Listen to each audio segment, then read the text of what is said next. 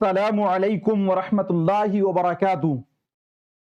साथियों, मैं निशात अहमद आप तमाम साथियों का बहुत बहुत इस्तकबाल करता हूं, खैर मकदम करता हूं, वेलकम करता हूं आपके अपने ही यूट्यूब चैनल। आज आप लोगों का एक बहुत ही अहम और महत्वपूर्ण क्लास है। आज के इस क्लास के अंदर हम हिंदी शिक्षण शास्त्र और व्याकरण और प्रैक्टिस सेट और जितने भी अहम अहम पॉइंट्स होंगे जो कि सीटीईटी में पूछे जा रहे हैं या पूछे जाने का संभावना है, उन तमाम को डिटेल में शॉर्ट फॉर्मेट में और प्रैक्टिस सेट के द्वारा करने की कोशिश करूंगा। और हमें उम्मीद है कि यह क्लास से आपको बहुत कुछ सीखने को मिलेगा और इस क्लास को अगर आप पूरे कंप्लीट अगर सुन लेते हैं तो बहुत फायदा होगा। चलिए, भाषा। भाषा शब्द की उत्पत्ति भास शब्द से हुई है, जिसका अर्थ है कहना, बोलना, उच्चारण करना।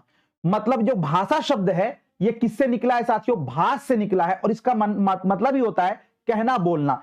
हम अपने विचारों को आदान प्रदान किससे करते हैं? तो जिस चीज के द्वारा हम अपने विचारों को आदान प्रदान करते हैं उसी को बोला जाता है भाषा। ठीक है ना? और अब आगे देखिए, अधिगम जीवन पर्यंत चलने वाली एक प्रक्रिया है जिसके द्वारा हम ज्ञान अर्जित करते हैं।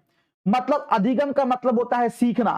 सीखना ऐसा नहीं है कि कोई 50 साल का व्यक्ति हो गया तो उसके बाद वो सीखेगा नहीं। साथियों, जैसे जैसे आप आगे बढ़ते हैं आपको अनुभव होता है, लेकिन ये अधिगम की जो प्रक्रिया है ये जीवन पर्यंत चलने वाली प्रक्रिया है जी। तो ये बात आप याद रखिएगा कि अधिगम जो है वो जीवन पर्यंत चलने वाली एक प्रक्रिया है।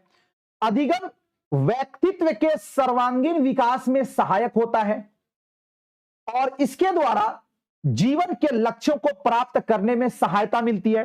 दो बातें मैं यहां पर आपको साथियों समझाना चाहूंगा, वो नीचे भी आएगा। एक होता है अर्जन और एक होता है अधिगम। अर्जन बोलते हैं कि जिसमें हम बगैर किसी मेहनत के हम चीजों को सीखते हैं, और अधिगम बोलते हैं जिसके अंदर हम प्रयास करके सीखते हैं।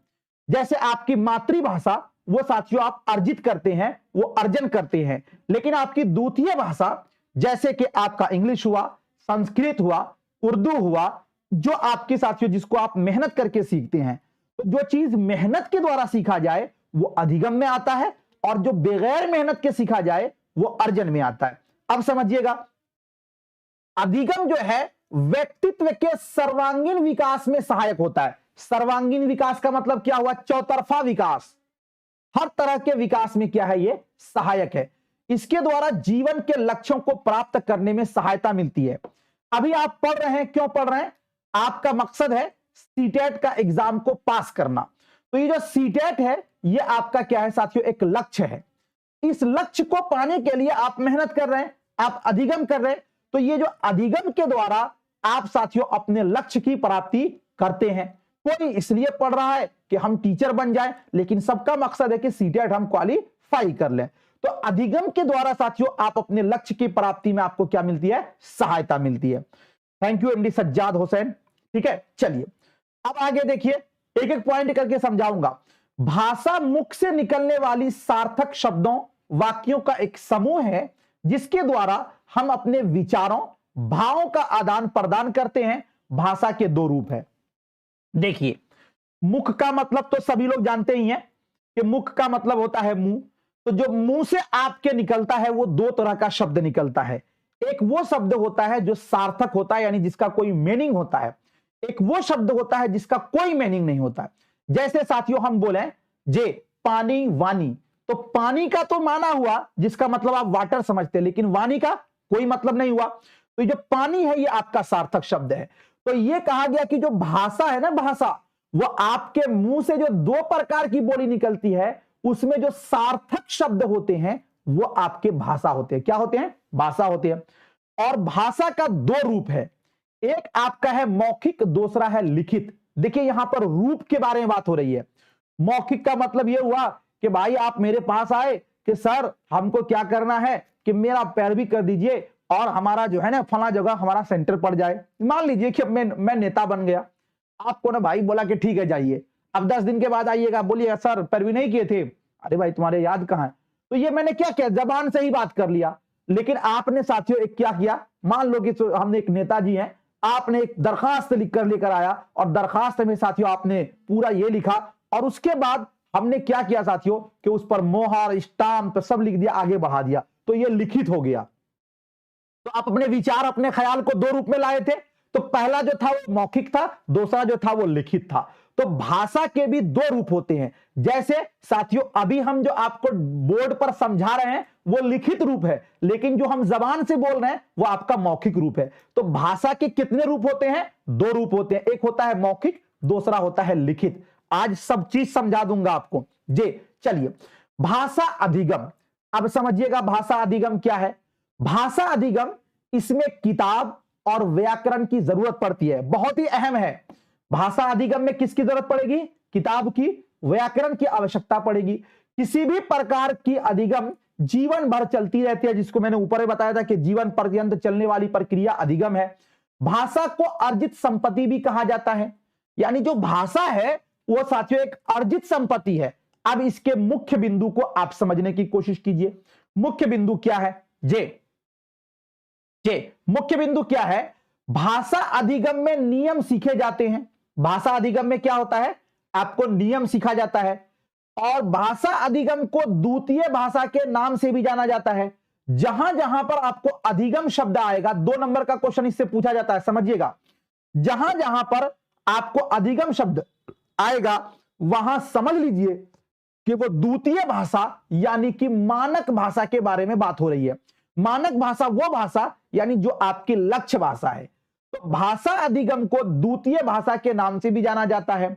भाषा अधिगम विद्यालय से प्रारंभ होती है। देखिए अगर आपको यह पूछ ले कि भाषा अर्जन कहां से प्रारंभ होती है, तो भाषा अर्जन आपके परिवार से प्रारंभ होती है।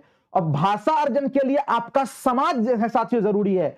लेकिन अगर आपसे पूछ ले कि भाषा अधिगम कहां से प्रारंभ होती है, तो भाषा अधिगम जो है वो विद्यालय से प्रारंभ होती है। कहां से, विद्यालय से प्रारंभ होती है।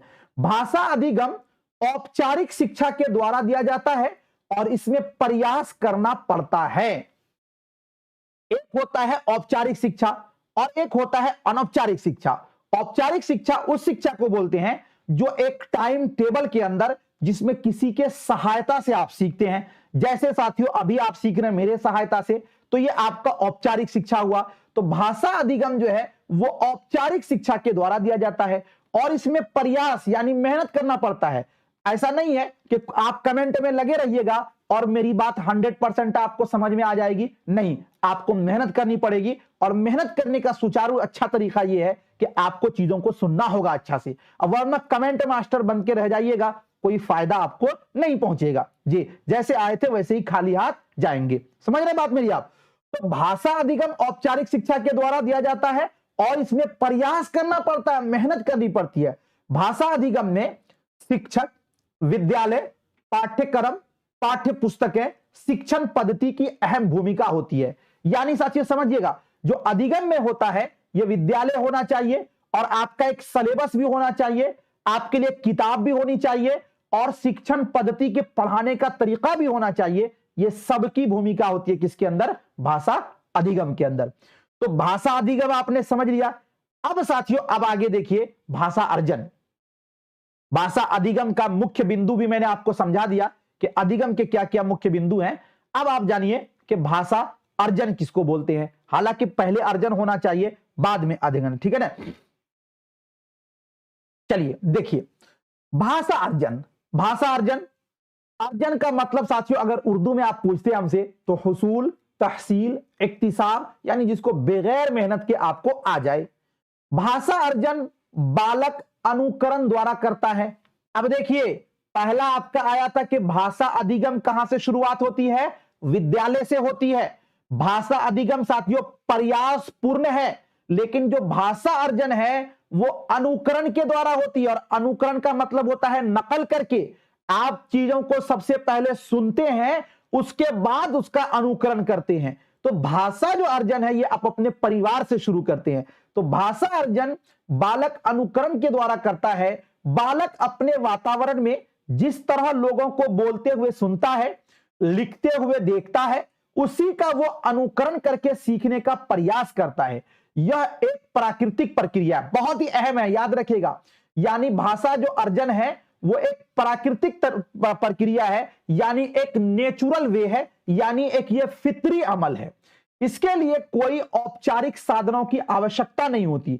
यानी जो अर्जन है इसके लिए आपको कोई उस्ताद, कोई मदरसा, कोई किताब, कोई व्याकरण की जरूरत नहीं पड़ेगी। बात समझ गए? अब भाषा अर्जन के मुख्य बिंदु को आप देखिए क्या क्या है। भाषा अर्जन के मुख्य बिंदु क्या क्या है समझिएगा। भाषा अर्जन में किसी किताब या व्याकरण की आवश्यकता नहीं होती, पहला पॉइंट। दूसरा है भाषा अर्जन की प्रक्रिया सहज और स्वाभाविक होती है जे, यानी एक ये नेचुरल यानी एक ये फितरी अमल है। भाषा अर्जन में सबसे ज्यादा महत्व परिवार और समाज का है। मैंने पहले पढ़ाया था कि भाषा अधिगम कहां से शुरुआत की जाती है? विद्यालय से, लेकिन भाषा अर्जन जो है वो आप अपने परिवार से शुरू करते हैं। इसलिए भाषा अर्जन में साथियों सबसे ज्यादा महत्व किसका है? परिवार का है और आपके समाज का है। आप जैसे परिवार में रहेंगे वैसे ही आपकी बोली निकलेगी। जिस कल्चर में, जिस समाज में आप रहेंगे, आपका थॉट, आपकी साथियों रहन सहन वैसे ही हो जाएगी। ठीक है ना? तो ये आपका हो गया अर्जन। भाषा अर्जन की विधियां निम्न प्रकार है। जब हम भाषा को अर्जित करते हैं तो उसके निम्न प्रकार है। सबसे पहले साथियों अनुकरण विधि या अभ्यास विधि या पुनरावृत्ति विधि। अनुकरण का मतलब होता है नकल करना। अनुकरण विधि किसको बोलते हैं समझिएगा। अनुकरण, बालक जब भी भाषा के नियम या व्याकरण को सुनता है तो वो उसका बिना अर्थ जाने दोहराने लगता है, इसे अनुकरण कहते हैं। आप किसी भी चीज को जब बचपन में बच्चा सुनता है तो वो कुछ भी उसका नहीं जानता है जी, वो सतही तौर पर उसको साथियों वो रिपीट करता है। तो ये नकल करना, ये क्या हो गया? आपका अनुकरण हो गया। ठीक है ना? दूसरा आपका है अभ्यास विधि। अभ्यास विधि क्या है? भाषा के नियमों और व्याकरण का बालक बार बार अभ्यास करता है, इसे क्या कहते हैं? अभ्यास करना, यानी कि साथियों मश्क जिसको हम लोग बोलते हैं, ये आपका हो गया अभ्यास विधि। तीसरा आपका है पुनरावृत्ति विधि। पुनरावृत्ति का मतलब होता है दोहराना। बालक जिस नियम को बार बार सुनता है, अभ्यास करता है, उसे अपने जीवन में डालने की कोशिश करता है और उसको बार बार बोलता है, उसे ही पुनरावृत्ति विधि कहते हैं। क्या कहते हैं? पुनरावृत्ति विधि कहते हैं। तो साथियों अब तक आपने ये जाना भाषा अर्जन और भाषा अधिगम। भाषा अर्जन और भाषा अधिगम से आप याद रखिए, अगर साथियों आपके जो एग्जामिनर है उसके मन में अगर कहीं आ गया आपके प्रति थोड़ा सा नरम दिली, तो वो आपसे 3 नंबर का क्वेश्चन पूछ लेगा। अब वरना 2 नंबर तो आपको रखा हुआ है, कहीं नहीं जाएगा इससे। 2 नंबर का तो साथियों श्योर है। ठीक है ना जी? और लैंग्वेज पेपर में आपको पता है दोनों लैंग्वेज मिलाइएगा तो 2 से 4 नंबर का क्वेश्चन इससे आता है जी। दूसरी भी लैंग्वेज आपकी कोई होगी हिंदी को छोड़ के, उर्दू है, संस्कृत है, जो भी लैंग्वेज होगी उसमें से 2 से 4 नंबर आपको दोनों को मिलाकर आ जाएगा। विभिन्न मनोवैज्ञानिकों के अनुसार भाषा अधिगम एवं अर्जन के संदर्भ में मतभेद। अब ये पूछा जाता है कि मनोवैज्ञानिक के जो साथियों मतभेद हैं, जो अलग अलग विचार हैं, उसको हम आपको पहले ही बता दिए थे और उसको यहां पर एक नजर देखिए। पावलोव और स्किनर के अनुसार, पावलोव और स्किनर इस दोनों का मानना यह है कि भाषा की क्षमता का विकास कुछ शर्तों के अंतर्गत होता है, जिसमें नकल, अभ्यास, रटने जैसी प्रक्रिया शामिल है। यानी स्किनर और पावलोव कहते हैं कि भाषा का बच्चे का जो विकास होगा वो कब होता है? बच्चा नकल करता है यानी अनुकरण करता है, फिर उसको अभ्यास करता है और फिर उसको वो रटता है। ये सब जो चीजें जब भी आ जाए आंसर में, तो ये साथियों अगर पूछे कि ये किससे संबंधित है तो ये स्किनर या फिर पावलोव से संबंधित है। उसके बाद चॉम्स्की के अनुसार, चॉम्स्की के अनुसार बालकों में भाषा सीखने की क्षमता जन्मजात होती है तथा मानव के मस्तिष्क में पहले से विद्यमान होता है। विद्यमान का मतलब कि मानव के मस्तिष्क में पहले से ही एक चीज होती है जिसको इन्होंने साथियों लैड कहा था। ठीक है ना? ये एक डिवाइस होती है, ये चॉम्स्की का मानना है। वायुगोत्स्की के अनुसार भाषा अधिगम में बालक का सामाजिक परिवेश एक महत्वपूर्ण भूमिका निभाता है।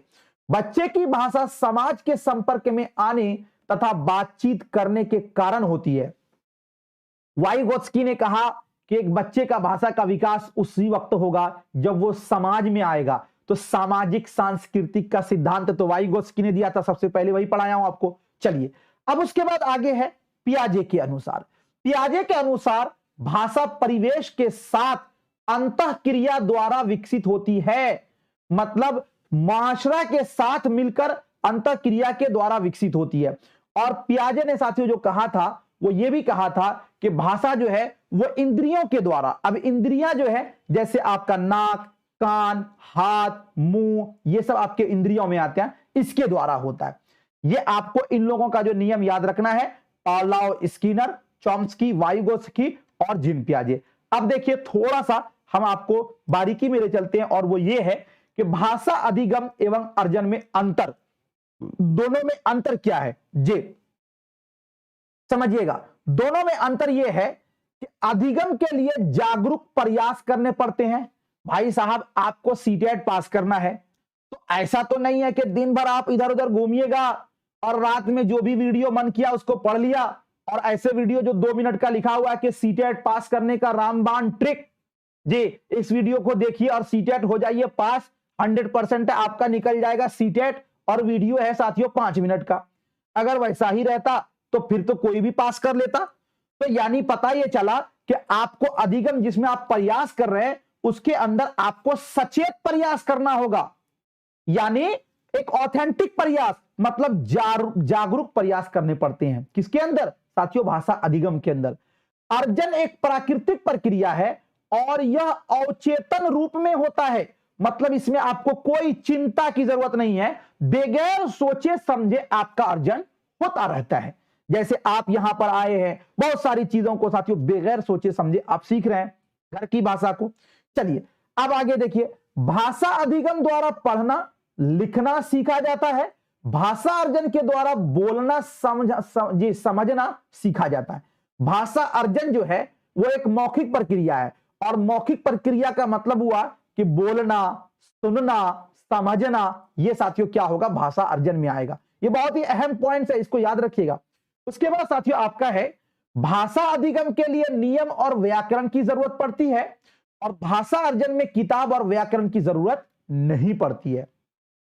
भाषा अधिगम में मानक भाषा सीखे जाते हैं, मानक भाषा में इनसे द्वितीय भाषा सीखे जाते हैं, और भाषा अर्जन में मातृभाषा सीखी जाती है। ठीक है ना? अब आगे ये चीजें अब आपने जान लिया। अब साथियों अब आगे देखिए, एक भाषा शिक्षक को क्या करना चाहिए और क्या नहीं करना चाहिए। जो निगेटिव और पॉजिटिव आप जो बोलते हैं ना, वो यहीं से आपको मिलेगा कि एक भाषा शिक्षक को क्या करना है और क्या नहीं करना चाहिए। देखिए ये क्या करना है या क्या नहीं करना है, इसका मतलब ये हुआ कि सीटेट के दृष्टिकोण से समझिएगा। साथियों भाषा शिक्षक को क्या करना चाहिए, इसमें पहला पॉइंट ये है कि बच्चे को भाषा अर्जित करानी चाहिए। बच्चे को भाषा अर्जित करानी चाहिए। अर्जित का मतलब है कि बच्चे को भाषा बोलने का हमें मौका देना है, बच्चे को भाषा रटवाना नहीं है, बच्चे को भाषा याद नहीं करवाना है। तो याद रखिए बच्चे को भाषा अर्जित करानी चाहिए।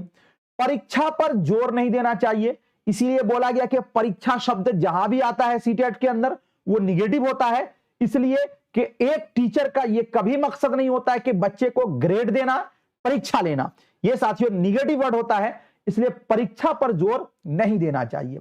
बच्चे को मौका तथा परिवेश दें, बच्चे को हम एक माहौल दें और बच्चे को मौका भी दें। ठीक है ना? बच्चे को क्या दें? जे बच्चे को मौका दें और परिवेश भी दें। उसके बाद कह रहा है कि नियम पर ध्यान नहीं दें, मतलब एक भाषा टीचर को नियम पर ध्यान नहीं देना चाहिए कि यहां पर मेरा नियम फॉलो नहीं हो रहा है, यहां पे तुमने ऐसे कैसे कर दिया, ये नहीं, बल्कि हम उसको एक माहौल दें कि वो सीख पाए। क्योंकि पहला ही साथियों ये है कि बच्चे को भाषा अर्जित करानी है, न कि बच्चे को भाषा रटवाना है। ठीक है ना? वास्तविक जीवन से जोड़ना है। बच्चा जिस कल्चर से आता है उस कल्चर से उसको हमको जोड़ना है, भाषा याद नहीं कराना है। ऐसा नहीं कि हमने स्कूल में उसको याद करा दिया, वो साथियों बाहरी जिंदगी से हम उसको नहीं जोड़ रहे हैं। तो एक टीचर को उसको वास्तविक जीवन से जोड़ना है, भाषा को याद नहीं कराना है।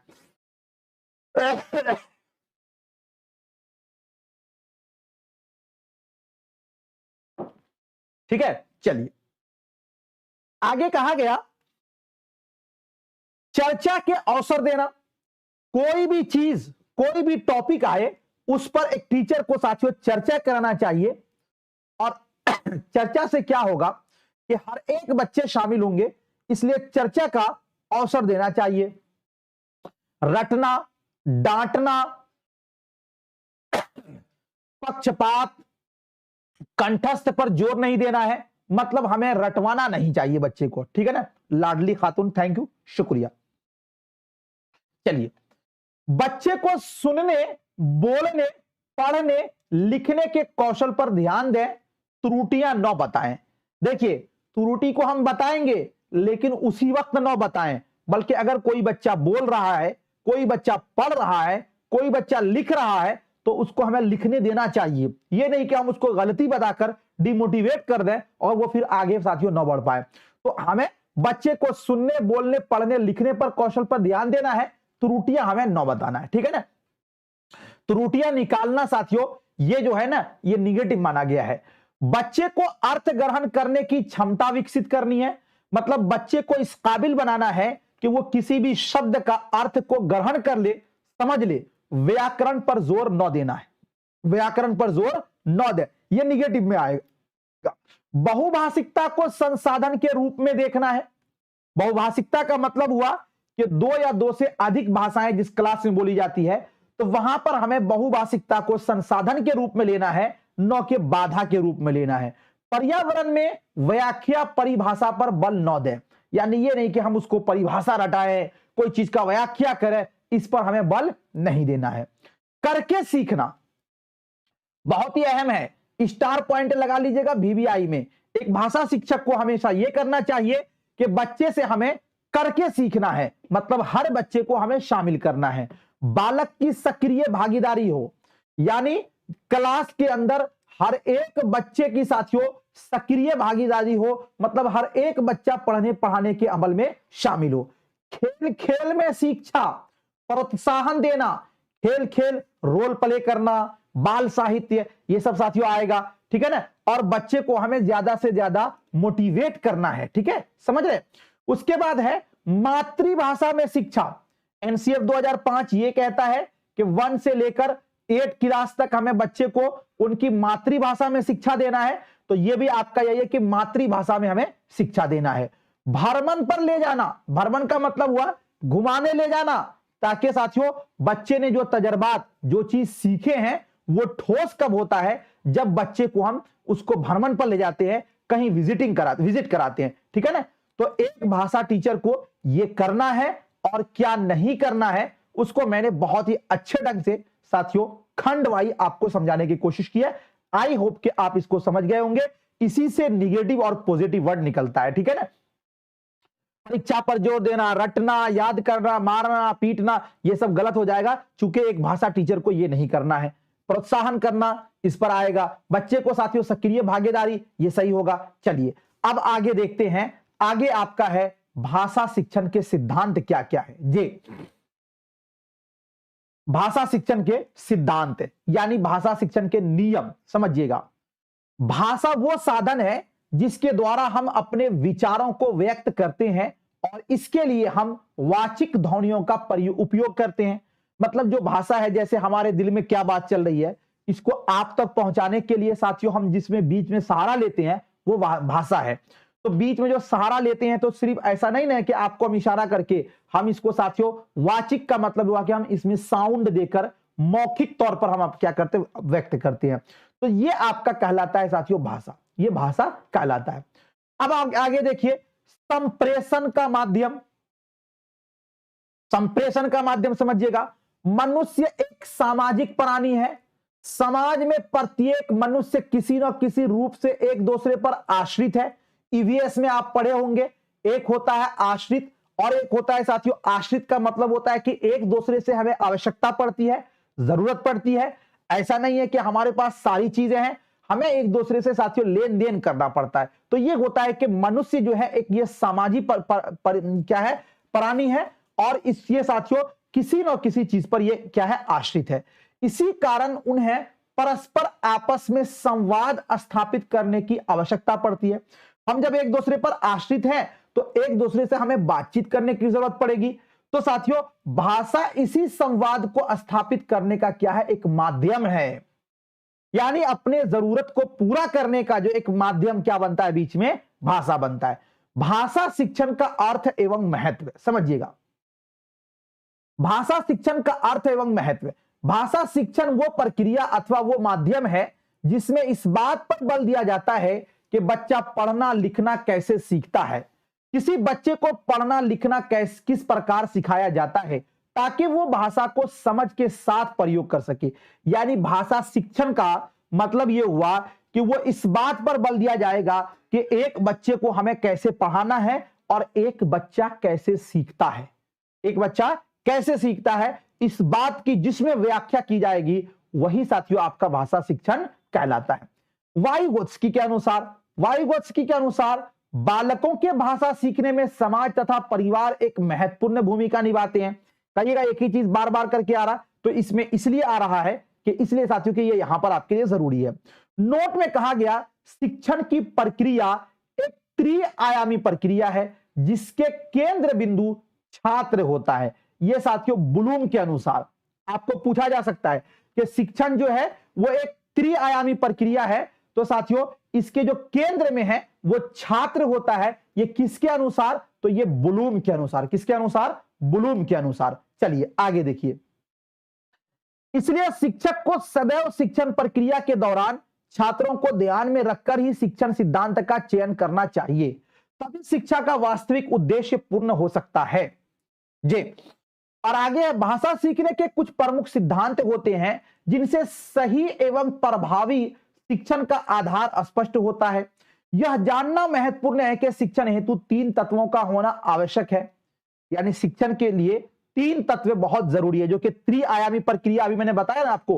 वो 3 तत्व क्या क्या है, तो साथियों एक होगा आपका शिक्षक, दूसरा आपका है शिक्षार्थी और तीसरा आपका है पाठ्यक्रम यानी आपका पठन सामग्री। समझ रहे? तो ये शिक्षण जो है वो एक त्रिआयामी प्रक्रिया है ब्लूम के अनुसार। तो साथियों इन्हीं तत्वों पर शिक्षण के सिद्धांत आधारित हैं। अब देखिए, कहीं भी आपने नहीं पढ़ा होगा स्कूल कैसा होना चाहिए, कहीं भी आपने नहीं पढ़ा होगा आपका रोड कैसा होना चाहिए। आपको साथियों जहां पर भी आपने पढ़ा होगा भाषा शिक्षण के सिद्धांत, कहा गया होगा कि टीचर को नॉर्मल होना चाहिए, टीचर को ऐसा बर्ताव करना चाहिए, बच्चे को ऐसे साथ बर्ताव करना चाहिए। यही चीज पाठ्य पुस्तक ऐसी होनी चाहिए, पाठ्य पुस्तक ऐसी बनानी चाहिए। यानी इसी 3 चीजों पर साथियों बहस की गई है। क्योंकि जो शिक्षा है वो एक त्रिआयामी प्रक्रिया है जिसका केंद्र बिंदु जो है वो बालक होता है, तो साथियों यानी शिक्षार्थी होता है। और त्रिआयामी प्रक्रिया में शिक्षक, शिक्षार्थी और पाठ्यक्रम होते हैं। ठीक है ना? इसीलिए पूरा जो शिक्षा का सिद्धांत है वो इस तीनों के इर्द गिर्द ही घूमता है। टीचर को कैसा होना है, पाठ्य पुस्तक कैसा होगा और बच्चे को कैसे करना है, सिखाना है।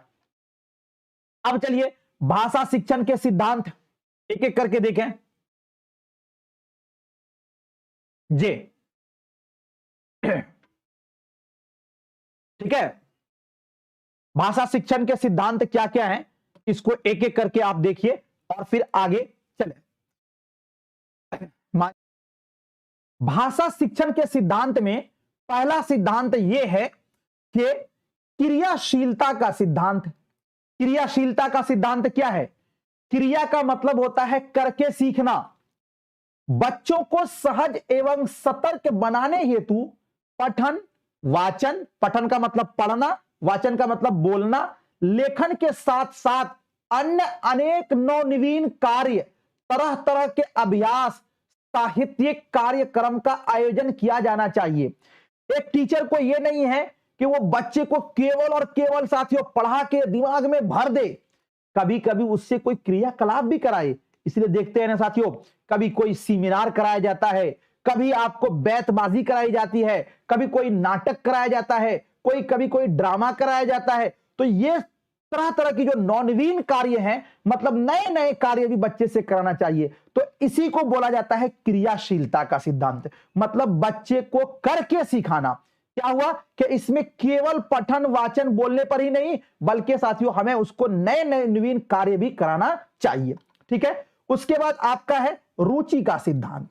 रुचि का मतलब क्या हुआ, जैसे अभी पढ़ा रहे हैं, एक साहब को दुआ की जरूरत है और हमें पता है कि उनको दुआ कब मिलेगी, दुआ मिलेगी जब वो पूरा क्लास देख ले, ठीक है ना जी।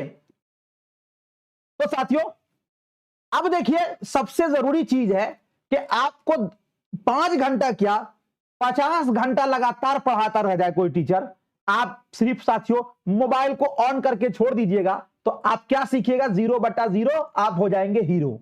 समझ रहे हैं आप, मतलब जब तक आपकी रुचि नहीं होगी ना किसी को चीज को सीखने में, जब तक आपकी जिज्ञासा नहीं होगी ना, दिलचस्पी नहीं होगी ना, उस वक्त तक आप नहीं सीख पाएंगे। तो दूसरा सिद्धांत यह कहता है कि रुचि का सिद्धांत, शिक्षण रुचि पैदा करने वाला और रुचि जगाने वाला होना चाहिए। मतलब जो पढ़ा रहे हैं वो ऐसा हो कि बच्चे को लगे कि ये हमें सीखना बहुत ही जरूरी है, अगर हम नहीं सीखेंगे तो हमारा एक बहुत ही अहम चीज छूट जाएगा। तो शिक्षण प्रक्रिया वो कब बनेगी, वो टीचर उस तरह पढ़ाएगा तब, जिससे छात्र स्वेच्छा से पूरा ध्यान केंद्रित कर शिक्षा ग्रहण करें। समझ रहे हैं आप। चलिए अब उसके बाद आगे चलते हैं, अभी प्रेरणा का सिद्धांत या फिर पुनर्बल का सिद्धांत। यह सिद्धांत बीएफ स्किनर ने प्रतिपादित किया था, पुनर्बल का सिद्धांत, ठीक है ना। अभी प्रेरणा का सिद्धांत, जिस कौशल में बच्चा अधूरा कमजोर है उस कौशल का अभ्यास करवाया जाए, उस पर पुनर्बल दिया जाए, जिससे उस कार्य में उसका सुधार और रुचि जागृत हो। ऐसा तो नहीं है कि साथियों कोई भी बच्चा सभी कौशल यानी चारों कौशल में, सुनना, बोलना, लिखना, पढ़ना, सब में माहिर है, या आप जो चीज पढ़ रहे हैं सब में माहिर है। आपकी जहां कमजोरी है उसको अलग से अभ्यास कराया जाए और साथियों आपको मोटिवेट भी किया जाए। तो यही कहलाता है अभिप्रेरणा का सिद्धांत या फिर पुनर्बल का सिद्धांत। पुनर्बल का मतलब हुआ कि जो आपका कमजोरी है उसको साथियों प्रैक्टिस कराकर उसको दूर करना, समझ रहे हैं। और अभिप्रेरणा का मतलब हुआ आपको मोटिवेट करना, समझ रहे हैं। उसके बाद आपका है अनुकरण का सिद्धांत। अनुकरण का मतलब होता है नकल करना। हर एक बच्चा साथियों, अगर मान लीजिए आपने बहुत सारे टीचर के पास पढ़ा होगा लेकिन कोई टीचर आपको गाली नहीं देता होगा, लेकिन अगर मान लीजिए कि सारे टीचर आपको साथियों गाली देकर ही पढ़ाएंगे तो जब आप भी पढ़ाने आइएगा ना तो ऑटोमेटिकली आपके मुंह से भी वो बात निकल जाएगी। तो पता ये चला कि टीचर जो है ना वो एक आदर्श होता है, बच्चे उसको अपना आदर्श मानते हैं, इसलिए टीचर के मुंह से जो बात निकलनी चाहिए वो एक नापी और तौली होनी चाहिए और एक वो बहुत ही लेवल की होनी चाहिए ताकि बच्चे उनको अपना आदर्श मान पाए। तो अनुकरण का सिद्धांत, अनुकरण का मतलब होता है नकल करना। बच्चे अपने से बड़ों को आदर्श का, अच्छे साथी के क्रियाकलापों का अनुकरण करते हैं। इस बात को ध्यान में रखते हुए शिक्षकों को अपना उच्चारण साफ और शुद्ध करना चाहिए। जी समझ रहे हैं, ये आपका होगा अनुकरण का सिद्धांत। आप भी टीचर बनेंगे, जिस चीज को पढ़ाइए इतना खोल के पढ़ा दीजिए कि उसमें कहीं भी आपको कुछ ना लगे कि बच्चे को समझ में ना आया हो, सारी त्रुटियां को साथियों पहले ही सुधार कर ले। तो ये आपका होगा अनुकरण का सिद्धांत, चूंकि आप एक आदर्श है, आप एक मॉडल है। अब उसके बाद आपका है व्यक्तिगत विभिन्नता का सिद्धांत। भिन्न भिन्न भाषा, परिवेश, परिस्थिति से आए बच्चे भी अपनी भिन्नता के बावजूद पढ़ सकें, यह सिद्धांत इस बात पर बल देता है। यानी एज अ टीचर अगर मान लीजिए हमारे क्लास में 20 बच्चे हैं जिसमें से 10 बच्चा जो है वो साथियों किसी गांव से, देहात से आया है, गरीबी के कारण उसके अच्छे वस्त्र नहीं है, तो हमें उसके साथ अलग व्यवहार, अलग बर्ताव नहीं करनी चाहिए। मतलब हमें यह सोचना चाहिए कि हम इसको भी अगर सिखाएंगे तो ये भी सीख सकते हैं। हमें साथियों इसके साथ ऐसा व्यवहार करना चाहिए, यानी सबको एक चश्मा से, सबको एक दृष्टिकोण से देखना चाहिए, यानी हीन भावना से किसी को नहीं देखना चाहिए। तो वही है व्यक्तिगत भिन्नता का सिद्धांत, ये कहता है। आगे कहा गया अनुपात एवं क्रम का सिद्धांत। अनुपात का मतलब क्या होता है भाई, रेशियो होता है, और क्रम का मतलब होता है एक लेवल, है ना।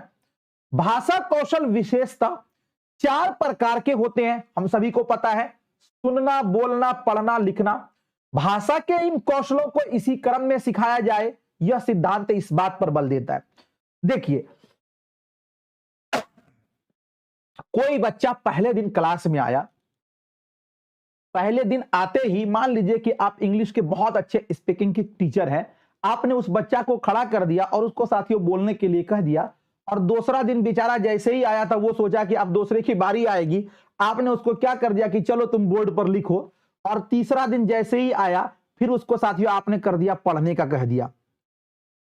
तो पता है क्या हो गया, आपका जो शिक्षण का सिद्धांत है उसको आप फॉलो नहीं कर रहे, और चौथा दिन जो है ना वो साथियों फुर हो जाएगा, भाग जाएगा। इसलिए कि बच्चे जो है ना वो एक क्रम में सीखते हैं। बच्चे एक क्रम में सीखने का मतलब यह हुआ कि हमें साथियों जब आप एक सुनने का आपका विकास होगा तो बोलने का भी विकास होगा, बोलने का विकास होगा तो पढ़ने का भी विकास होगा और लिखने का भी विकास होगा। ये चारों आपस में अंतः संबंधित है, एक साथ जुड़े हुए हैं, इसका अलग अलग विकास नहीं होता है, लेकिन हमको इस क्रम में सिखाना है। क्रम का मतलब ये नहीं कि 2 साल इसको 2 साल इसको 2 साल, ये नहीं मतलब होता है। मतलब ये होता है कि हमें बच्चे, अगर मान लीजिए पहला दिन कोई बच्चा आया तो उसको साथियों हम सुनने दें कि वो आज सुनकर सीखे, चूंकि इब्तिदा में साथियों हम उस सबसे पहले अगर सुनना उसका विकास हो जाएगा तो इससे बोलने का भी उसका विकास हो जाएगा। समझ में आ गई यह बात आपको? तो अनुपात एवं क्रम का सिद्धांत ये कहता है। अब इसका ये मतलब नहीं है कि उसको अलग अलग छटका छटका के सिखाएं, ये नहीं होता मतलब, ठीक है ना। चलिए, नियोजन का सिद्धांत क्या है भाई? नियोजन का सिद्धांत यह एक प्रकार से पूर्व पाठिका जैसी कार्य है। कक्षा में जाने से पूर्व पाठ की तैयारी करना नियोजन का सिद्धांत कहलाता है। आपने देखा होगा साथियों, आज के सारे सरकारी स्कूल के टीचर में से आप देखेंगे तो 90% टीचर ऐसे होते हैं जिनको खुद पता नहीं होता कि हमें आज क्या पढ़ाना है। वो भागे भागे दौड़े दौड़े साथियों कहीं से भी स्कूल पहुंच जाते हैं, और जो किताब मेरा बच्चे से पूछा कि कल तुमने कहां तक पढ़ा था, चलो आज ये चैप्टर पढ़ दो। लेकिन वही प्राइवेट में क्या होता है भाई? प्राइवेट में आपको कल क्या पढ़ाना है वो आज पता होता है, और आज आप उसका क्या करते हैं, तैयारी करके जाते हैं, जिसको कहा जाता है कि मुताला करके पढ़ाना चाहिए। तो ये होता है साथियों नियोजन।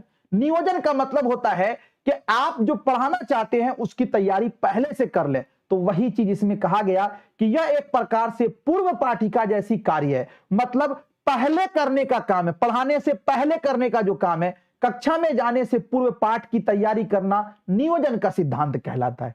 समझ में बात आ रही है ना? चलिए, जे समझ में आ रहा ना? जे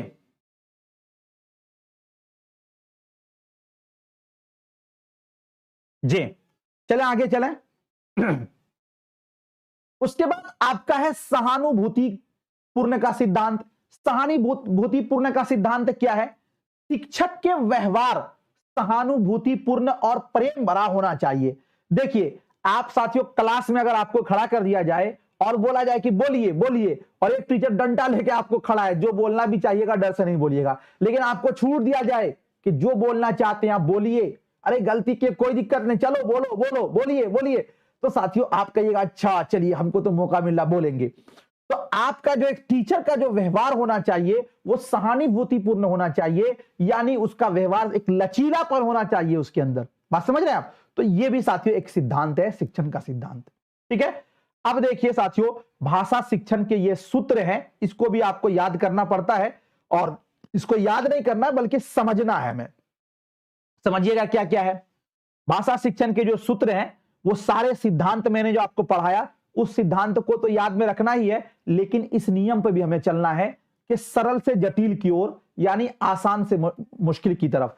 सरल से जटिल की ओर का मतलब यह होता है कि हमें पहले आसान आसान चीजों को पढ़ाना है बच्चे को, उसके बाद जटिल की तरफ, उसके बाद ज्ञात से अज्ञात की ओर। मतलब यह हुआ कि ज्ञात मतलब जो बच्चा जानता है उससे, और जो न जानता उसकी तरफ हमें बच्चे को ले जाना है, यानी मालूम से नामालूम की तरफ, जिसको उर्दू में कहते हैं। उर्दू वाले जो नहीं होंगे तो उनको थोड़ी सी दिक्कत होगी।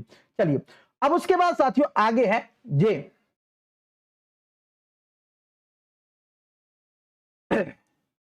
उसके बाद आगे है आपका मूर्त से अमूर्त की ओर, मादी से गैर मादी की तरफ, या मकरून से मुजर्रद की तरफ।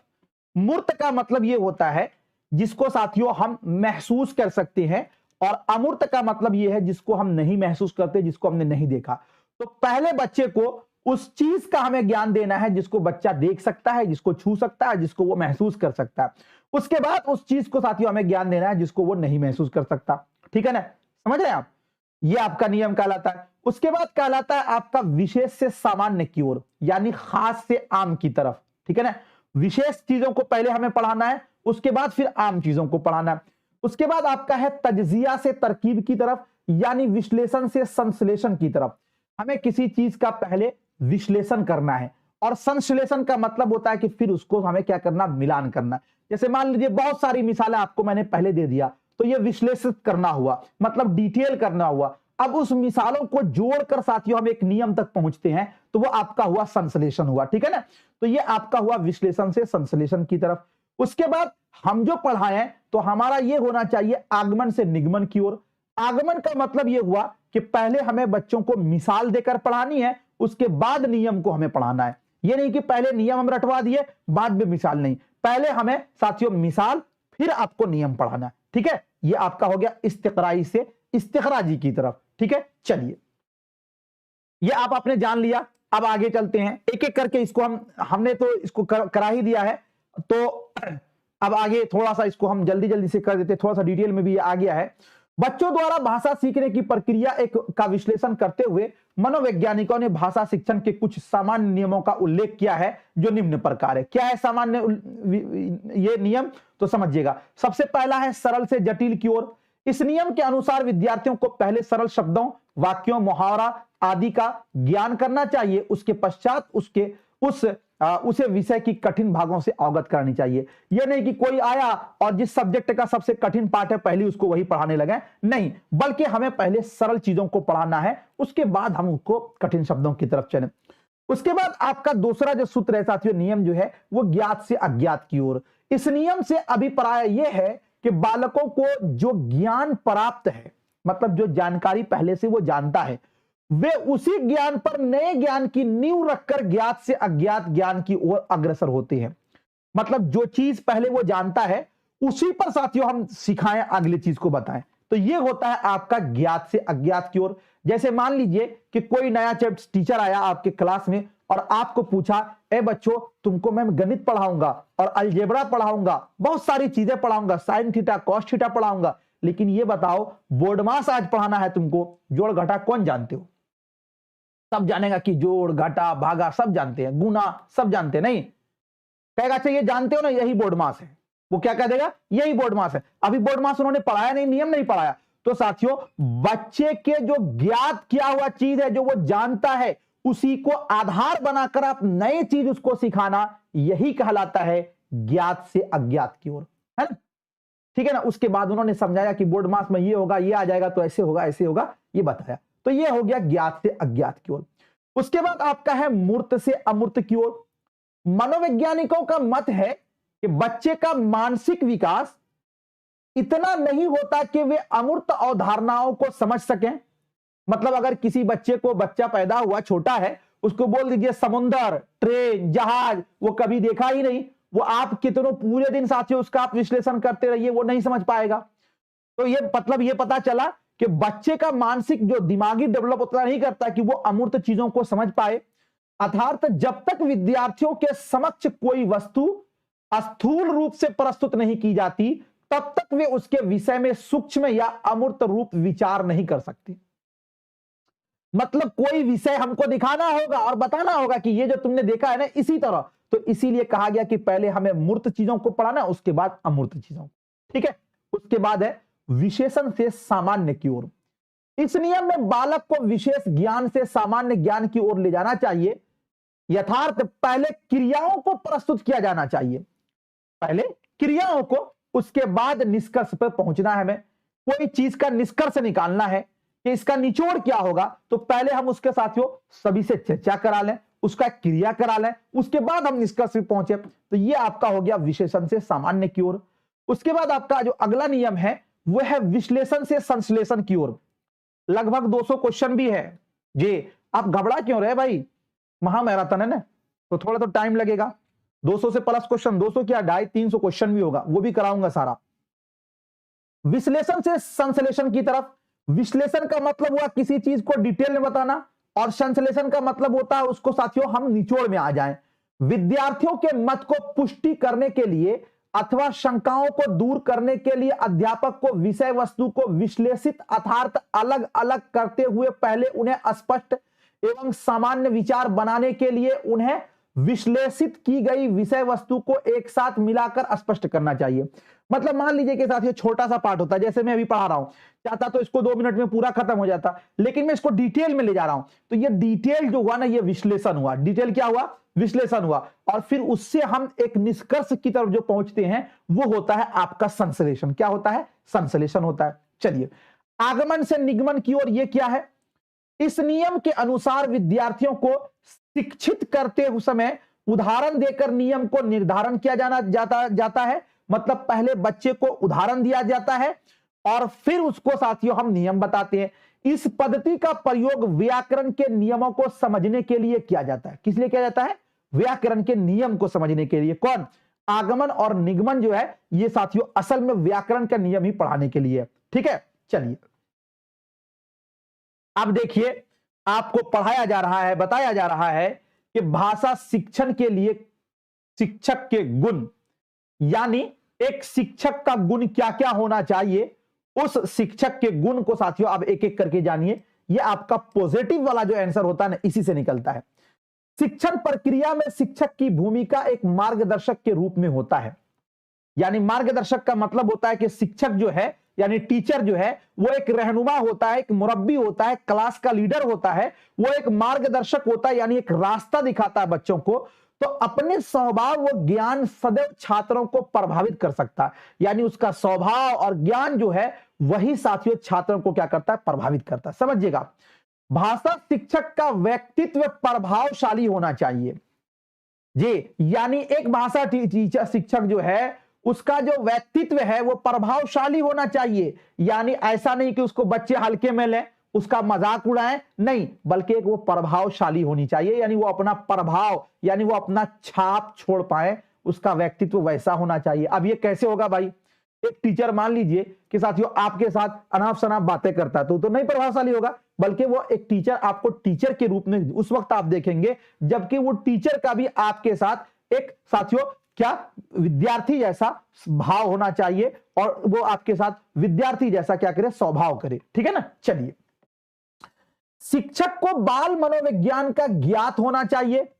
मतलब एक टीचर जो है उसको साथियों साइकोलॉजी का ज्ञान होना चाहिए ताकि वो उनके व्यक्तित्व की भिन्नताओं, रुचियों, योग्यताओं और क्षमताओं को पहचान सके।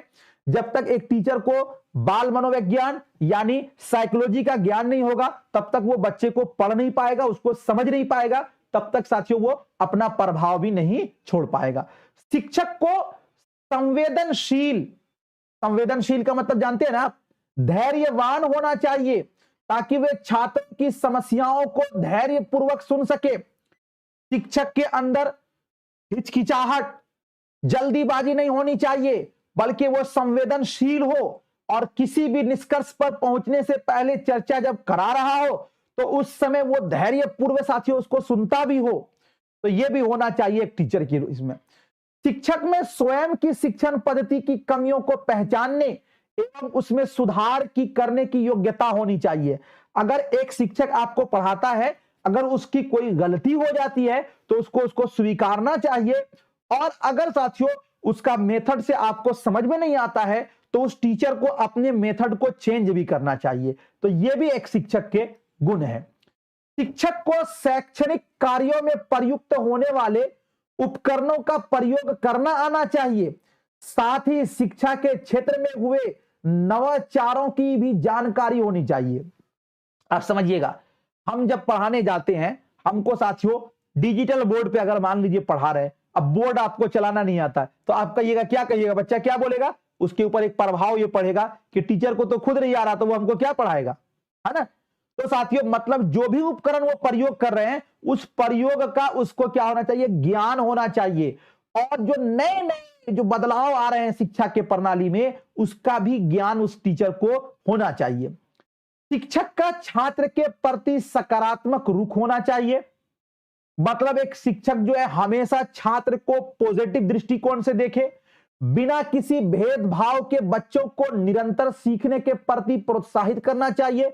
मतलब बच्चे के साथ कोई भेदभाव नहीं, सबको एक तरह से मोटिवेट करना और सबको एक साथियों इससे आगे ले जाना चाहिए। ये एक शिक्षक के एक गुण है।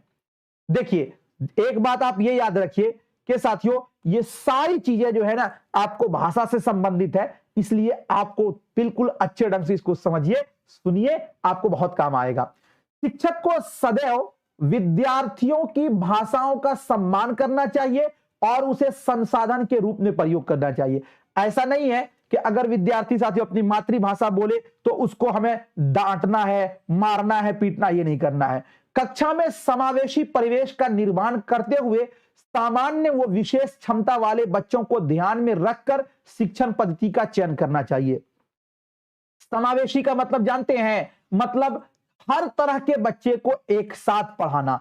और जब हम साथियों शिक्षण पद्धति का क्या कर रहे हैं, चयन कर रहे हैं, तो वहां पर हमें बच्चों की क्षमताओं को भी ध्यान में रखना है, यानी जो बच्चे तेज है, जो कमजोर है, सबको ध्यान में रखते हुए हमें साथियों शिक्षण पद्धति का चयन करना चाहिए। तो ये कुछ गुण थे जो एक टीचर को होने चाहिए। अब उसके बाद आगे है भाषा के कार्य एवं इसके विकास में बोलने एवं सुनने की भूमिका। मतलब भाषा जो डेवलप करता है, इसमें बोलना कितना जरूरी है और सुनना कितना जरूरी है, इसके लिए साथियों आपको क्या क्या याद रखना है वो समझिएगा, आप एक एक करके समझिएगा। भाषा वो साधन है जिसके द्वारा हम अपने विचारों को व्यक्त करते हैं और इसके लिए हम अपने वाचिक ध्वनियों का प्रयोग करते हैं, यानी जबानी बोलते हैं। लिपि, अब समझिएगा लिपि क्या होता है। ये लिपि क्या होता है? ध्वनियों को लिखने के लिए जिन चिन्हों का प्रयोग किया जाता है उसे लिपि कहा जाता है। जैसे मान लीजिए कि हम बोले क, तो क के लिए ऐसा चिन्ह बनाएंगे तब ना क होगा। हम बोले ख, तो ख के लिए ऐसा चिन्ह बनाएंगे तब ना ख होगा। हम बोले ग, तो ग के लिए ऐसा चिन्ह बनाएंगे तब ना ग होगा। तो साथियों यही क्या कहलाएगा? आपका लिपि, यानी स्टाइल, ठीक है ना, स्क्रिप्ट जिसको बोलते हैं, रस्मुल खत जिसको बोलते हैं। एक भाषा कई लिपियों में लिखी जा सकती है, ठीक है ना। एक भाषा को आप कई लिपि में लिख सकते हैं और दो या दो से अधिक भाषाओं की एक लिपि हो सकती है। बात समझिएगा, एक भाषा को कई लिपि में और दो या दो से अधिक भाषाएं एक लिपि में हो सकती है। जैसे हिंदी, संस्कृत, मराठी, नेपाली इत्यादि, ये सभी देवनागरी भाषा में लिखी जाती है, यानी देवनागरी लिपि में लिखी जाती है। अब देखिए, हिंदी है, संस्कृत है, मराठी है, नेपाली है, साथियों ये कितने भाषा हो गए? 4 भाषा। और इस चारों भाषा को एक लिपि यानी देवनागरी में लिखा जा रहा। तो ये तो समझ गए कि आप कई भाषा एक लिपि में आ सकती है, लेकिन एक पहला जो ऑप्शन आपको कहा गया कि एक भाषा को कई लिपि में लिखा जा सकता है, उसका उदाहरण आप समझिएगा। भाषा का मतलब क्या होता है? आपके विचार आदान प्रदान। तो अगर हम ये पूछें साथियों, आपसे ये बोलें कि हम ये कहें आपको कि पहला हम लिखें कि आपका नाम क्या है, आपका नाम क्या है, क्या है, ठीक है ना।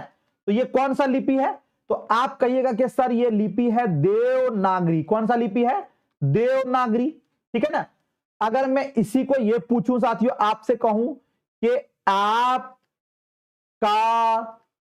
नाम क्या है, ठीक है ना, जैसे हम लोग व्हाट्सएप में करते हैं, ये कौन सा, ये इंग्लिश में लिखा हमने, तो ये आपका हो गया रोमन। क्या हो गया? रोमन।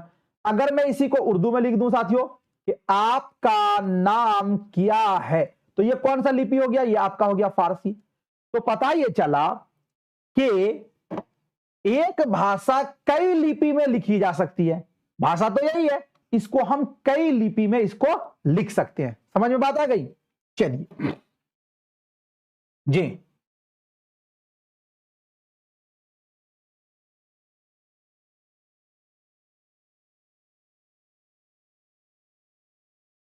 चलिए ठीक है ना।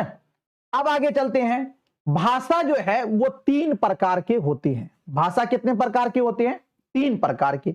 एक होता है आपका मौखिक भाषा, और एक होता है आपके लिखित भाषा, और तीसरा आपका होता है सांकेतिक भाषा। देखिए भाषा के 2 रूप, मौखिक और लिखित, वो ऊपर आया था, लेकिन अगर भाषा का प्रकार पूछा जाए तो उस सूरत में रखिएगा 3 प्रकार, ठीक है ना। अब देखते हैं मौखिक भाषा क्या है। तो मौखिक भाषा जिसको हम लोग बोलते हैं जबानी जुबान, भाषा का वो रूप जिसमें व्यक्ति अपने विचारों को बोलकर प्रकट करता है और दूसरे व्यक्ति सुनकर समझता है, उसे मौखिक भाषा कहते हैं। मौखिक मतलब कि मुंह जबानी जैसे बोलता है ना, इसको बोला जाता है मौखिक भाषा। और लिखित भाषा यानी तहरीरी जबान भाषा के जिस माध्यम से हम अपने विचार को लिखकर प्रकट करते हैं उसे लिखित भाषा। जैसे मान लीजिए आपको छुट्टी चाहिए तो छुट्टी आप दरखास्त लिखिएगा तो यह आपका लिखित भाषा हुआ। आप व्याकरण पढ़ेंगे तो लिखित भाषा को पढ़ेंगे, यह आपका लिखित भाषा हुआ। और सांकेतिक भाषा यानी कि इशारती जबान जिसको बोलते हैं, भाषा के जिस माध्यम से हम अपने विचार को संकेतों में दूसरे वक्ता को समझाते हैं उसे सांकेतिक भाषा कहा जाता है। जैसे भाई समझिए बहुत सारे लोग हैं हल्ला गुल्ला कर रहे, उसको कहा गया ऐसे करके, तो यह संकेत है, ये तो न मौखिक है, न मुंह से निकल रहा है, न लिखित है, बल्कि ये एक सांकेतिक रूप है। तो यह सांकेतिक रूप है, यही साथियों कहलाएगा आपका इशारती जबान। किसी शहर में जाते हैं वहां पर लिखा नहीं होता, अगर आप किसी से पूछते हैं कि भाई साहब फला गली किस जगह जाएगा, वो आपको इशारा में बता देता, तो वो आपका हो गया सांकेतिक भाषा। कौन सा भाषा हो गया? सांकेतिक भाषा। ठीक है, अब समझिएगा भाषा साथियों जो हम लोग सीखते हैं वो दो तरीके से सीखते हैं। एक होता है आपका रस्मी जबान जिसको बोला जाता है औपचारिक भाषा यानी फॉर्मल लैंग्वेज, और दूसरा आपका होता है गैर रस्मी जबान जिसको अनौपचारिक भाषा यानी इनफॉर्मल लैंग्वेज बोला जाता है। समझिएगा एक एक करके साथियों। आपका औपचारिक, ये जो क्लास है ना ये लाइव तक ही है, लाइव के बाद ये क्लास मिलेगा नहीं जी जी, ठीक है ना। समझिएगा औपचारिक भाषा और अनौपचारिक भाषा वो भाषा जिसे दूसरे की सहायता से सीखते हैं। जैसे आप हिंदी सीखे, इंग्लिश सीखिए, जिसमें आपको किसी की सहायता लेनी पड़े, वो आपका हो गया औपचारिक भाषा। वो भाषा जिसे हम स्वयं वातावरण से सीखते हैं, मतलब जिसमें हम किसी की सहायता नहीं लेते हैं, वो आपका होता है अनौपचारिक भाषा। जैसे आपकी मातृभाषा हुआ, मदर टंग, या आपका अनौपचारिक भाषा हुआ। ठीक है ना। अब उसके बाद आगे देखिए, इसे नियमानुसार व्यवस्थित ढंग से सीखा जाता है। आप हिंदी सीखने जाइएगा तो उसका व्याकरण है और व्याकरण को फॉलो करना होगा तब सीखिएगा, और इसे सीखने का कोई नियम नहीं होता। किसको? अनौपचारिक भाषा को। इसे आवश्यकता के अनुसार सीखते हैं और इसे खेल खेल में सीखते हैं। भाई साहब औपचारिक भाषा आपको जितनी जरूरत है उतना ही ना सीखिएगा। ऐसा तो नहीं है कि पूरी जिंदगी आप तो सीखते हैं लेकिन पूरी जिंदगी आप पढ़ने में ही लगा दीजिएगा, पूरी जिंदगी आप वीडियो देखने में कि आपको सीटेट भी पास करना है। तो जितनी आवश्यकता है उतना ही आप सीखते हैं, और जो अनौपचारिक भाषा होता है आप इसे खेल खेल में ऐसे ही सीख लेते हैं। ठीक है, चलिए। इसकी व्याकरण होती है जिसके नियम पालन करना होता है। इसकी व्याकरण नहीं होती, कोई नियम का पालन नहीं करना होता। किसका? अनौपचारिक भाषा का। मातृभाषा को छोड़कर सभी भाषाएं औपचारिक भाषाएं हैं। मतलब मान लीजिए कि आपकी जो मातृभाषा उसको छोड़कर जितनी भी सारी भाषा आएंगी वो सबके सब अनौपचारिक में होंगी। ठीक है ना। क्षेत्र के पढ़े लिखे लोग द्वारा सीखा जाता है इसको, अनौपचारिक भाषा को। मातृभाषा और क्षेत्रीय भाषा अनौपचारिक भाषा है। माता पिता, घर परिवार, परिवेश और पास पड़ोस समाज से हम क्या सीखते हैं? अनौपचारिक भाषा को सीखते हैं। ठीक है ना जी। अब उसके बाद आगे है साथियों कि राजभाषा होता है आपका राजभाषा। ये इससे क्वेश्चन पिछली बार भी पूछा गया था, इस बार भी पूछा जाना है, इसलिए आप समझिएगा। राजभाषा सरकारी कामकाज के लिए प्रयुक्त भाषा को राजभाषा कहा जाता। मतलब आप, एक होता है राष्ट्रीय भाषा, जैसे हमारे हिंदुस्तान की कोई भी राष्ट्रीय भाषा नहीं है जिसको हम लोग नेशनल लैंग्वेज बोलते हैं, नहीं है। लेकिन साथियों राजभाषा है। राजभाषा देवनागरी में लिखी गई हिंदी भाषा को राजभाषा का दर्जा प्राप्त है, यानी सरकारी जबान। तो सरकारी कामकाज में प्रयुक्त की जाने वाली भाषा को क्या बोलते हैं? राजभाषा। उर्दू में यह पूछा गया था कि हिंदी कौन सी जबान है? सरकारी जबान, तो बिल्कुल सही है। एक होता है राज्य भाषा, जिस प्रदेश या राज्य सरकार द्वारा उस राज्य के अंतर्गत प्रशासनिक कार्यों को संपन्न करने के लिए जिस भाषा का प्रयोग किया जाता है उसे राजभाषा कहा जाता। जैसे मान लीजिए तमिलनाडु में साथियों, तो वहां की राजभाषा क्या है? तेलुगु है, नहीं। और जैसे मान लीजिए यूपी बिहार, तो यहां की राजभाषा क्या है? बिहार क्या है आपका? हिंदी है। समझ रहे हैं? तो जिस प्रदेश के अंदर जो भाषा कामकाज के लिए प्रयोग किए जाते हैं उस भाषा को बोलते हैं राज्य भाषा, यानी स्टेट लैंग्वेज। राजभाषा राज्य भाषा दोनों में अंतर है।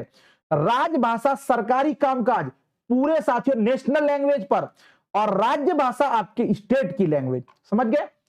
एक होता है आपका मातृभाषा, माता पिता तथा समाज की बोली को मातृभाषा कहा जाता है, और एक बच्चा की एक से अधिक भी मातृभाषा हो सकती है, इस बात को भी याद रखिए। जैसे मान लीजिए कि कोई बच्चा साथियों झारखंड में पैदा हुआ, तो उसकी मां जो है वो झारखंड की रहने वाली है, लेकिन उसका बाप जो है साथियों वो कर्नाटक का रहने वाला है, ठीक है। तो मां के अनुसार उसकी जो मातृभाषा है वो झारखंड की भाषा होगी, लेकिन बाप के अनुसार जब वो कर्नाटक जाएगा तो वहां की बोली सीखेगा, तो वो आपकी वहां। तो एक बच्चा का 2 या 2 से अधिक मातृभाषा भी हो सकती है, ये भी क्वेश्चन पूछा जा सकता है, इसलिए आप इसको भी याद रखिएगा। चलिए अब उसके बाद आगे एक बात और याद रखिए कि हमारे संविधान के 8वीं अनुसूची में टोटल साथियों 22 भाषाओं का जिक्र है, और ये टोटल 22 भाषा जो है वो हमारे संविधान के 8वीं अनुसूची में। तो 8वीं अनुसूची किससे संबंधित है? वो साथियों भाषा से संबंधित है। भाषा के कार्य क्या क्या है समझिएगा। इच्छाओं और आवश्यकताओं की संतुष्टि, आपको भूख लगी, आप बोलेंगे खाना दीजिए, तो खाना आप जब बोलिएगा तो आपको आपकी मां दे देगी। तो आपका जो इच्छा था, आपकी जो आवश्यकता थी, वो कैसे पूरा हुई? वो भाषा से पूरा हुई। तो ये भाषा का पहला कार्य। सामाजिक संबंध बनाने के लिए बड़ी अच्छी बोली बोलता है, सबके साथ दोस्ताना व्यवहार करता है, ये साथियों संबंध बनाया तो ये भाषा के द्वारा। व्यक्तित्व के निर्माण के लिए आपकी शख्सियत का पता चलेगा किससे? भाषा से। तो भाषा ही आपकी शख्सियत को बनाएगा साथियों जी। ज्ञान प्राप्ति के लिए आपको कुछ जानकारी हासिल करना है, तो बगैर भाषा के तो हासिल नहीं कर सकते, तो भाषा का एक कार्य यह भी है कि आपको इसके द्वारा ज्ञान की प्राप्ति होती है। सामाजिक मूल्यांकन के लिए सामाजिक मूल्यांकन के लिए भी साथियों भाषा की आपको आवश्यकता पड़ती है कि न कर तकदीर का शिकवा मुकद्दर आजमाता जा, न कर तकदीर का शिकवा मुकद्दर आजमाता जा, मिलेगी खुद ब खुद मंजिल कदम आगे बढ़ाता जा। मेहनत कीजिए, अब जहां पर आपको कमी लग रही है उस कमी को दूर कीजिए, ताकि साथियों एग्जाम हॉल में कम से कम आप इतना तो करें कि 30 नंबर में आपका 25 प्लस आ जाए। अगर 25 प्लस भी आ जाता है फिर भी आपका अच्छा। और एक बात याद रखिए, हर विषय से ज्यादा आपको लैंग्वेज में लाना है। लैंग्वेज में साथियों एक प्लस पॉइंट आपके पास होता है कि पैराग्राफ में 15 नंबर, और 15 नंबर ही आपको शिक्षण शास्त्र से है, समझ रहे हैं। और दूसरी बात यह है कि आपको हड़बड़ाना नहीं है क्वेश्चन का आंसर देने में। अगर आप हड़बड़ाए तो बहुत सारे क्वेश्चन को आप गलत कर देंगे। सर वीडियो अपलोड रहेगी, सर प्लीज एक बार नाम ले लीजिए। नाजनी परवीन, चलिए मैंने नाम ले लिया आपका।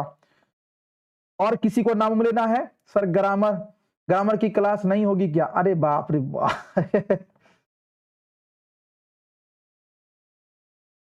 अब अगला दिन के लिए भी रहने दीजिए, पूरा बच्चे का जान तो नहीं लीजिएगा ना। सर हम बीए कर लिए तो स्टेट में एग्जाम देने मिलेगा। और किसी को कुछ पूछना है जी? बहुत अच्छी क्लास थी, चलिए थैंक यू, बहुत बहुत शुक्रिया आप तमाम साथियों का। नजरुल हक और जी सर बिहार स्टेट में केमिस्ट्री ऑनर्स वाले स्टूडेंट फिल कर सकते हैं। हाँ हाँ, आप जिस सब्जेक्ट से होंगे उस सब्जेक्ट का आता है। स्पेशल हम उर्दू की कराते हैं तो इसलिए हम उर्दू वाले के ज्यादा फोकस करते हैं, ठीक है ना। चलिए बहुत बहुत शुक्रिया आप तमाम साथियों का। चलिए इसका बाकी वाला कब कराएंगे? सर एक बार मेरा नाम ले लीजिए। तौफीक आलम, अर्शी, चलिए ठीक है। और अफरोजा खातून, एमडी शाहिद और जुबैर आलम, चलिए अखलाक अंसारी, इसका पीडीएफ मिल जाएगा। और पीडीएफ जो है ना कल दे देंगे आप लोगों को। और एमडी रेहान और एमडी जाहिद, नुजहत परवीन, चलिए थैंक यू, निकहत परवीन, और पूरी क्लास कराइए, पूरी क्लास ठीक है। और किसी को मेरा भी नाम लीजिए। एमडी मिनारुल हक जी, टुक टुक फन्नी, मेरा नाम लीजिए भाई, नाम को तो सही कर लीजिए। चलिए ठीक है। और दिल नशी, और ये है राहे हिदायत, न्यू बैच उर्दू के लिए कब से स्टार्ट होगा अभी नहीं, पहले नोटिफिकेशन आ जाने दीजिए। तो बहुत अच्छा लगा। और देखिए स्टेट की जो वैकेंसी आएगी ना, तो उसमें आपको ज्यादा टेंशन लेने की जरूरत नहीं है। इसलिए ये साथियों, पहले जो है ना, पहले दौर में जो हम लोगों ने तैयारी कराया था, तो पहले ओएमआर शीट पर, आप तो पूरा डेवलप कर गया, जीएस ऑनलाइन भी काफी अच्छा विकसित कर गया आपको। अब एप्लीकेशन पे सारा टेस्ट वगैरह अच्छा खासा उसमें आपकी तैयारी हो जाएगी। लेकिन है कि आप अगर बहुत कमजोर है तो सीटेट एग्जाम देने के बाद, समझ रहे हैं, फौरन आप जो है ना उर्दू ग्रामर वाला बैच हमारे एप्लीकेशन पे है, उसमें आप ज्वाइन हो जाइएगा। एक 200-300 रुपए फीस है, उसका ज्यादा है नहीं, वो ज्वाइनिंग हो जाएगा। उर्दू ग्रामर आपका मजबूत हो जाएगा। उर्दू ग्रामर से 10 से 15 नंबर का क्वेश्चन आता है, कभी कभी 10 नंबर तक भी आता है, तो वो आपका मजबूत हो जाएगा। बाकी आपको फिर जैसे ही नोटिफिकेशन आएगा फिर हम कराएंगे जी। ठीक है, चलिए, बहुत बहुत शुक्रिया, थैंक यू। मिलता हूं फिर आपसे नेक्स्ट टाइम नेक्स्ट वीडियो के साथ। जब तक के लिए खुदा हाफिज।